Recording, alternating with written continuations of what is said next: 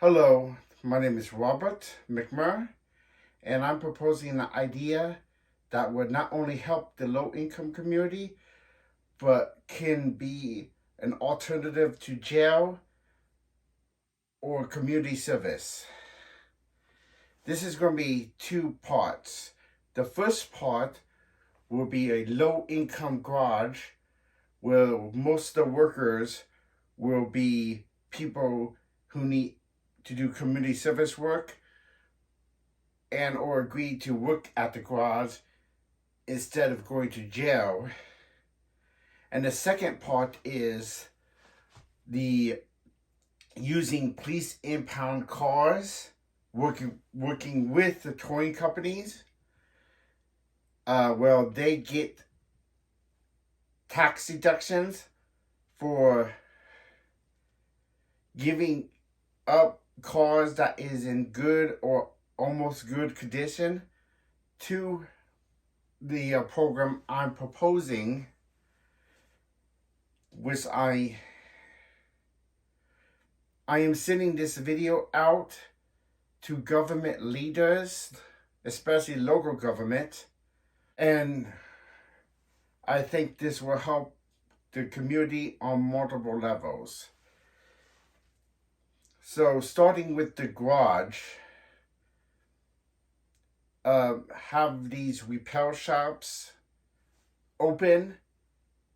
People who are low income or have some sort of need can fill out application. They would get a card, and plus if they lose a card, the information will be in a database, and the shop can help them get their car up and running and fix it using a mixture of donations and, again, community service workers and volunteers. Depending on the problem, the people that is running this garage will be in touch with salvage yards and different network of tow companies to look for specific parts for this low income person's vehicle. So let's say they need a new radiator. If a salvage yard or a tow company has a radiator from another vehicle that might work, then they would send someone out from the shop and give them so many community service hours to go to these locations, pick up these different parts, verify they're in good working condition, and bring them back and install them. And it would go by a mixture of what the person could afford and how much it costs to get the part and everything. Again, most of the parts will be coming from salvage yards and different tow companies that tow for the police and sheriff. And most of the time, they get tax deduction or an arrangement to sell it for a slightly lower price and a tax deduction. Then the people at these shops will put it in, and there'll be someone that will be recording all the community service hours or volunteer hours if the person's there just to volunteer for the experience, or maybe they just want to get experience on working on vehicles by doing simple stuff at the shop.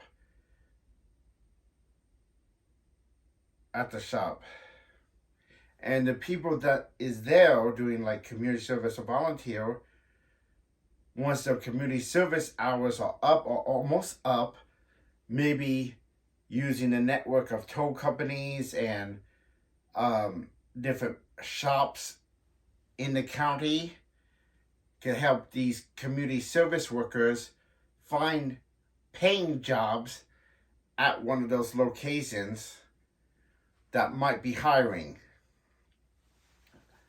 using the shop as a reference or experience on an application or resume. Now let's go to the second phase of the plan, and that is the impound cars that is in good or semi-good condition, might need a few repairs.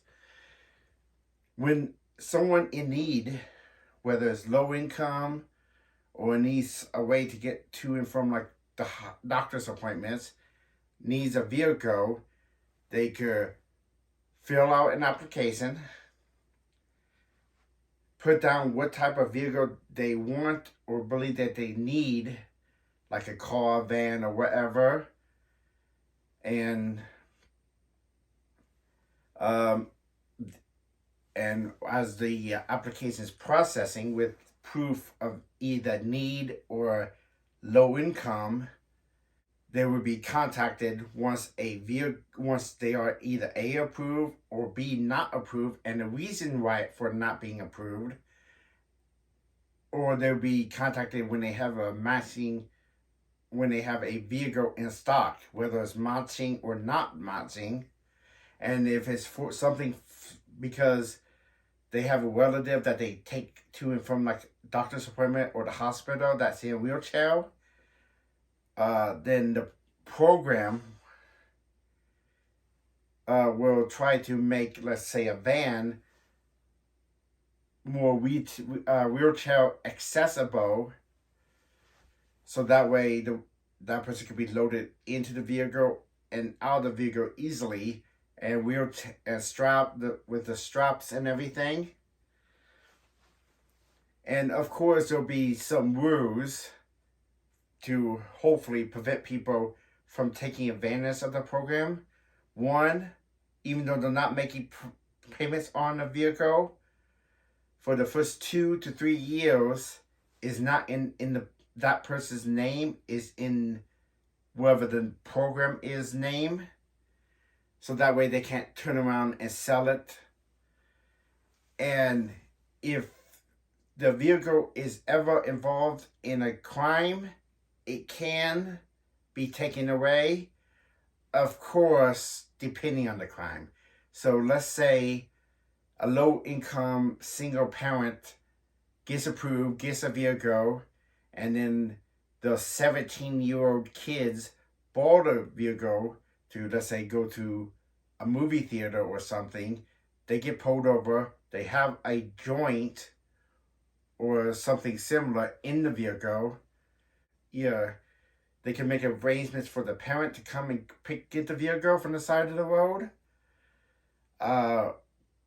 But something like small like that won't get the vehicle taken away. But let's say if the vehicle was caught dealing drugs or caught in some type of a robbery, then in that case, it can be taken away, and the person who's on the program could dispute it being taken away, with, depending on how the dispute goes, it might be given back with some warning or restriction, or the program might just take it back, keep it, and give it to someone else that needs it.